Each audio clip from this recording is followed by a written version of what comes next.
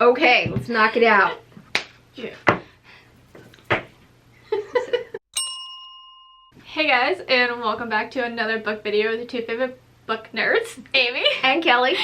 And today we are doing something a little crazy. We're jumping into March Madness, like fully, with our own version of a book bracket. So we got the madness right. That's for sure. For our March Madness book bracket, we decided, well, I guess Kelly kind of decided. I did. Yeah. Yeah, I decided that because I dog on Romantasy all the time, that I probably ought to read a good sampling of it to either torture myself or, you know, confirm that I know what I'm talking about or eat my words. I'm not quite sure yet.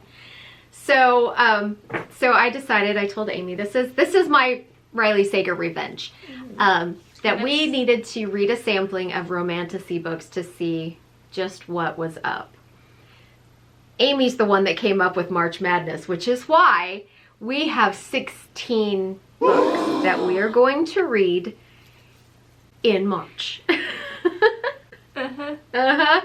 She came up with that one. And I honestly did it mainly to myself because Kelly's already read most of the books that we picked to put in the bracket. Well, because we talked about dropping it down to the Elite 8 to start out instead of Sweet 16. And then, yeah, you were the one that said, well, you just pick a bunch of books you've already read and I'll just read them all. Like, okay. Yeah. Clearly, past Amy was still coming off the high of having read so many books in January and February. She's thinking she's something. Yeah. And she's reading Romantasy. Yeah. Two genres she does not read, romance and fantasy. Yeah. We're filming this the second week of March. Yeah, it's already the 10th. Ask me how many books I've read. I know you've read one at least. One. Only like 11 or 12 more to go. There we go. Okay. I did give her short books, so yeah, there is that. That's true. And the books that I had already read that I picked for her were my favorite that I felt like fit the Romantasy genre. So, and I actually did look up the quote definition of Romantasy, and I think there are some books that people consider Romantasy that really aren't. So I did just kind of play fast and loose with it, and you know, whatever, it's just for fun anyway. So yeah. It's our video, we can do what we we can want. do whatever I want. Yeah.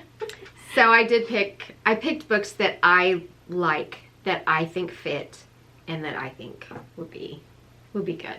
So we picked 6 books that neither one of us have read, so I have to read 6 books. We picked 3 that we've both already read, and then the other 1, 2, 3, 4, 5, 6, 7 books.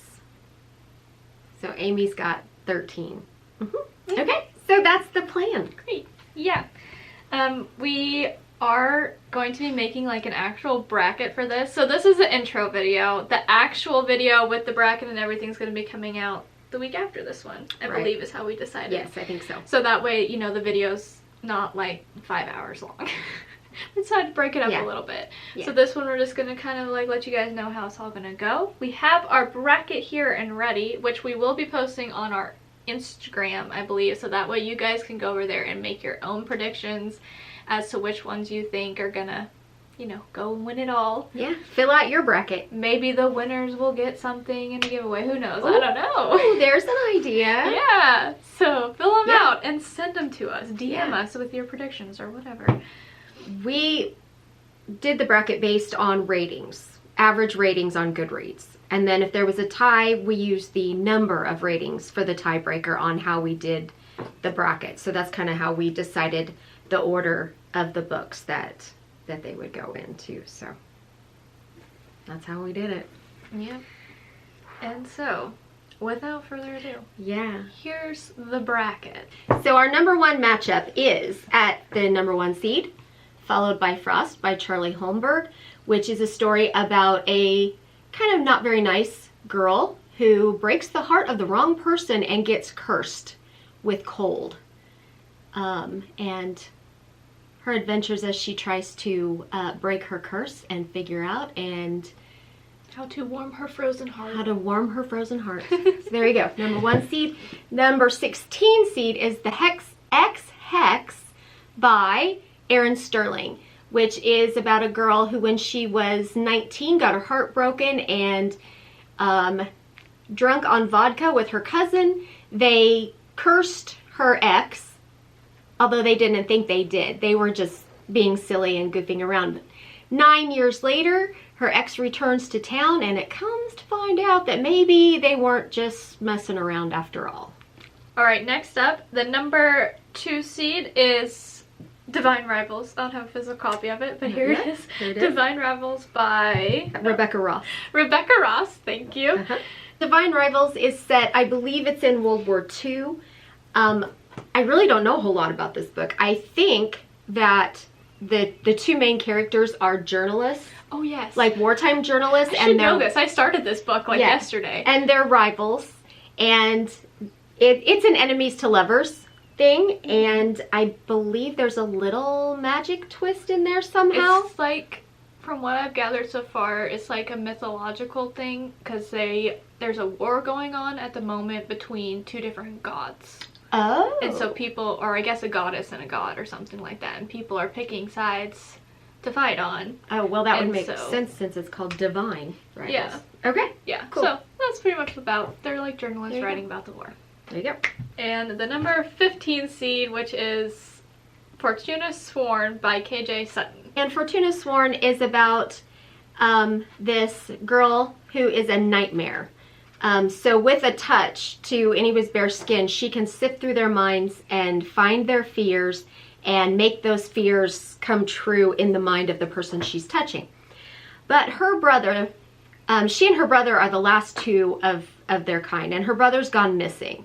And this fairy shows up, and he basically tells her that he knows where her brother is, and he will help her get her brother back, but the catch is she has to marry him for reasons unknown.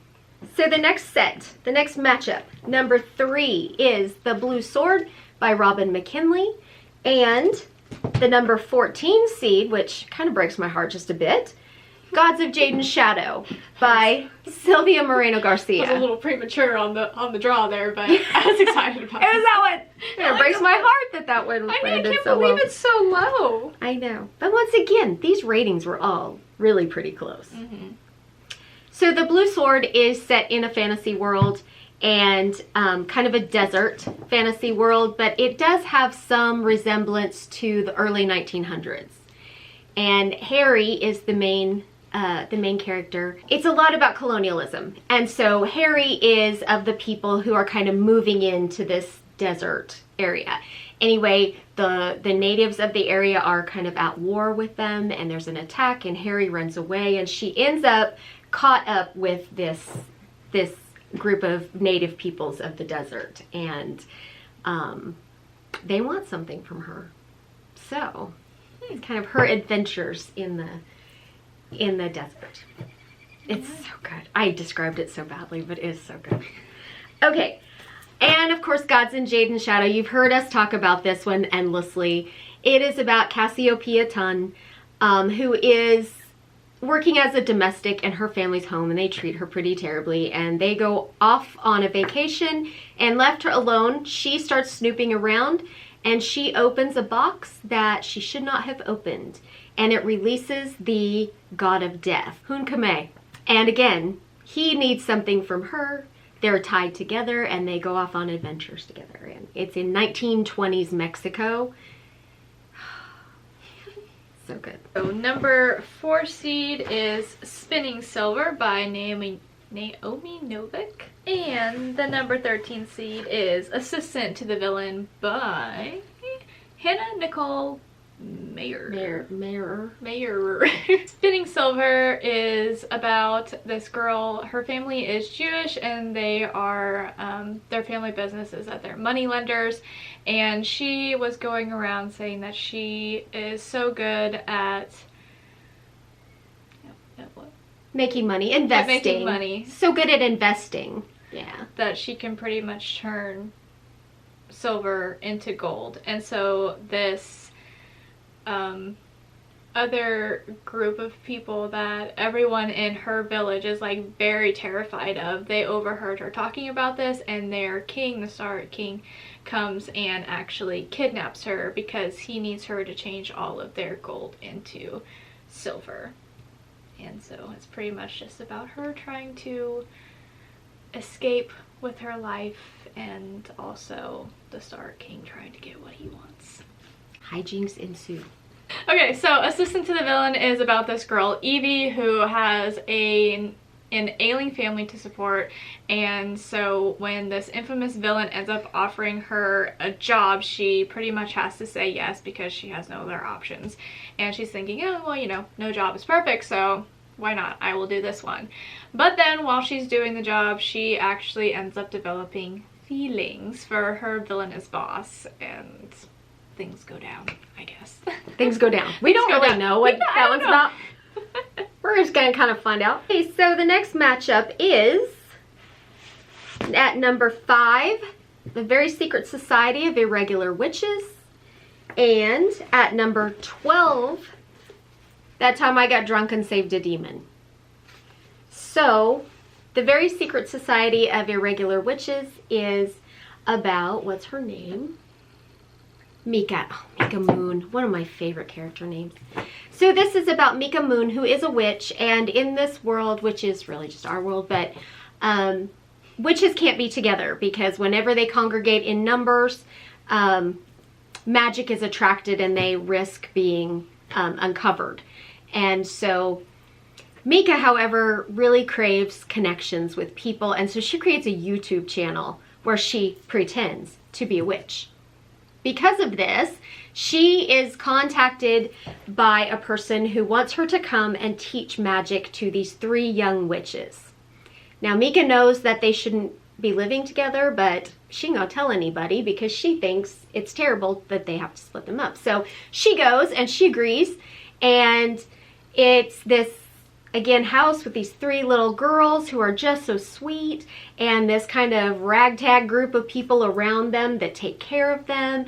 And of course there's the grumpy, very attractive librarian who is incredibly protective over these girls, and so Mika kind of has to work her charm and get in and teach these girls and win everybody over. Also, I love this book. And then That Time I Got Drunk and Saved a Demon, I don't know. Cinnamon is a spice trader, and all she wants is to live in peace, maybe get a cat. Sounds good to me. Yeah. But one night she gets drunk and saves the demon Fallon, and he reveals that all he really wants to do is kill an evil witch enslaving his people. And now he's dragging Cinnamon along for the ride, whether she likes it or not. But on the bright side, at least he keeps burning off his shirt. So that might give you a clue. All right. About how fun that'll be. Number 6 seed is Half a Soul by Olivia Atwater. And the number 11 seed is The Night Circus by Erin Morgenstern. Half a Soul, I've read it. Half a Soul is about Theodora, who when she was young had half her soul stolen. And she managed to get away before her entire soul was. But it left her feeling kind of muted, separated from the rest. And because she can't feel feelings as well as someone with a whole soul, she is a bit awkward and not very good in social situations. She's not as empathetic as she could be, or that society deems acceptable in places. So she's just kind of an oddball out. But she has this cousin who adores her and really wants to help her, and so this cousin comes up with the idea that if she can get Theodora to see, I think he's called the King's Magician, that maybe he can help her. And so that this cousin starts plotting and planning about how to get the 2 to meet. And I believe there's also some sort of there's some sort of sickness going on in the city too, that the King's Magician is really involved in, because obviously he's trying to help solve this, and Theodora gets wrapped up in this as well. And it's so good. I love that book. I described it terribly, but that's the gist. She only has half a soul, and she's such a great character. Okay. The night circus takes place in this magical circus where we have two wizards, warlock, whatever they're called, and they are like big time rivals. They've had this long-standing competition with each other where they each pick a mentee to mentor and then pretty much try and make each of them the best that they can be, and then in the end have them fight to see who is actually the best. I guess the best at mentoring, and then who's the best mentee of the two. Right. And this time around, though, with the competition, things don't go quite as they would like or as they planned when their mentees have ideas of their own instead. And that was a really terrible explanation, but it's a good book. It is a good book. Their battleground is the magic circus, where they each try and outdo each other on different tents and things. But yeah, it goes, yeah, it's interesting. It's really, really good. Yeah. So the next matchup, which sort of breaks my heart a little, is The Undertaking of Heart and Mercy by Megan Bannon and Beauty by Robin McKinley. So Heart and Mercy is number 7 seed, and it is about heart and mercy. In this fantasy world, Hart Ralston is a marshal, and basically there's kind of this enchanted or cursed area, and people who go into this area get turned. It's like zombies, but they don't call them zombies. This is basically zombies. And so sometimes they escape, and these marshals' job is to kill them. And of course, whenever bodies drop, you need an undertaker, and that's where Mercy comes in. And the two do not like each other, but they're both lonely in their own ways, and they start writing letters just to the universe, and they get delivered to each other. And so through these letters, they kind of start getting to know each other. So. Oh my gosh, it sounds like Divine Rivals. And I remember when I started reading this, I thought it was just going to be like a total retelling of You've Got Mail. Awesome. And I was a little disappointed, but it dropped off that real quick. And the letter carriers, I love them. Beauty is a retelling of Beauty and the Beast. Really, that's what it is. I mean, it's not like inspired by. It is a real retelling of. All right. And it is probably it's a middle grade book, is what I'd say. I found it when I was in junior high and have always loved the way that Robin McKinley retold Beauty and the Beast, especially Beauty. Gosh, she's great. Okay, last one. Last ones, we have the number 8 seed, which is Once Upon a Broken Heart by Stephanie Garber. And the number 9 seed, which is Emily Wilde's Encyclopedia of Fairies by Heather Fawcett. Heather Fawcett. I'm going to say, Kelly should know this. This is one of her favorite books of all time. So Once Upon a Broken Heart is about a girl who gets her heart broken. And so she goes to kind of a god to help cure her broken heart, get rid of her sorrow, whatever. And he agrees to do so with the price of 3 kisses of his choosing. So this is the first in a trilogy of books. So I believe that the first book deals around the situation surrounding what she has to do for him to have her broken heart mended, and probably her first kisses payment in there somewhere, and I'm sure hijinks ensue. Emily Wilde's Encyclopedia of Fairies is about Emily Wilde, who is a scholar. She's very introverted, very shy and awkward around people, but what she really knows is fairies, and her goal, her academic or career goal, is to create an all-encompassing encyclopedia of fairies. And so to do some of her research, she goes to this town, and it's a Nordic area in this town I can't remember the name of, but she's entirely unprepared for this. I mean, she's been in the field before and such, but this is very remote, and the townspeople, because she's so awkward, the townspeople are just like not taken to her very well, and they're like, yeah, helping her, but kind of not really. But she's there to do her work, and she's focused on that. Then her sometimes friend, sometimes rival, Wendell Bramley, shows up, and he is all charm and schmoozing and immediately gets the townspeople in and gets the way she thinks about him at that point is like he gets whatever he wants. He turns on his smile and he gets whatever he wants. But so it is about Emily and Wendell going out into the wilderness surrounding this town and trying to make contact with the fairies of this area. And they do, with something a little more than they expected. And also, Wendell has a secret that he's been keeping. Uh-oh. I'm reading the second book right now. Okay, so that's the bracket. That is the bracket. That is the bracket. Again, like I said, we'll have it posted on Instagram so you guys can go make your predictions. There's a couple that are going to break my heart. I'm not sure how I'm going to decide.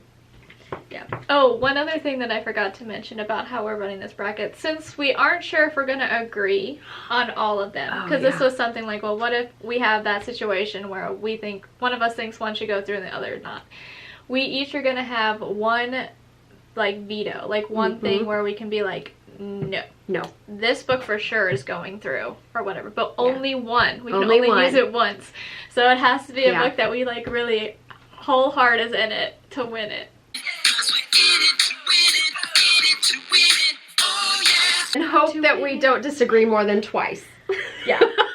Which lately, with how our reading's been going, we've been on the same page with a lot of things. We have been. So we have been. I think I don't think that we're gonna have a lot of like throwdown disagreements. No, I don't think so either. Probably not, but I kind of hope we do, because that would be fun for the video. That would be a whole lot of fun, though, wouldn't it? So, but yeah, that's pretty much it for this one. Like I said, next week the actual bracket and all of that's going to be coming out, and throughout this week you can go over to our TikTok and check out all of our reading vlogs for these books. Because we decided, instead of doing reading vlogs as part of one of these YouTube videos, we were just going to do little TikToks. So yeah, we'll do TikTok progress so that we don't have a massive video at the end with 16 books worth of reading vlogs. So yeah, we'll do updates on TikTok. Yeah, so at Everyday Epic Book Club is our handle. So go over there, give us a follow, and then yeah, all of that fun jazz. Man, I've got one that I just need to get to you that I've got thoughts already. Oh my. I should say too, I compiled this list because I went I basically searched for Romantasy lists, and I went through about 4 different lists and kind of took out the most popular ones that were mentioned. So that's how I came up with the list. I didn't just like... These are recommended books for Romantasy, and a few that I threw in on my own.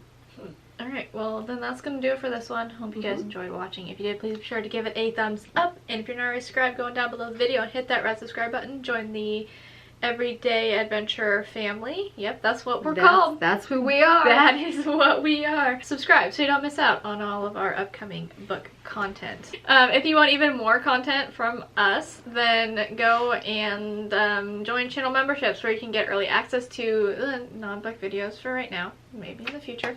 We're trying. Early access. And also get some members only videos that you won't find anywhere else on the channel, and maybe even some occasional live streams depending on which level of membership you choose. Yes.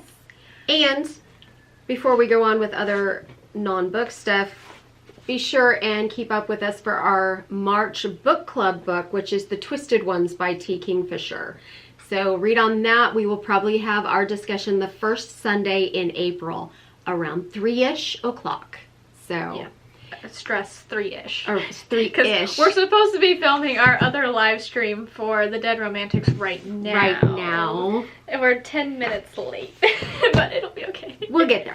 We'll get there. And then, speaking of non-book content, be sure and check out Amy's entire channel where you can see a whole plethora of videos. Ooh. I know, I'm into big words today. Ooh. Which is probably why words are hard today.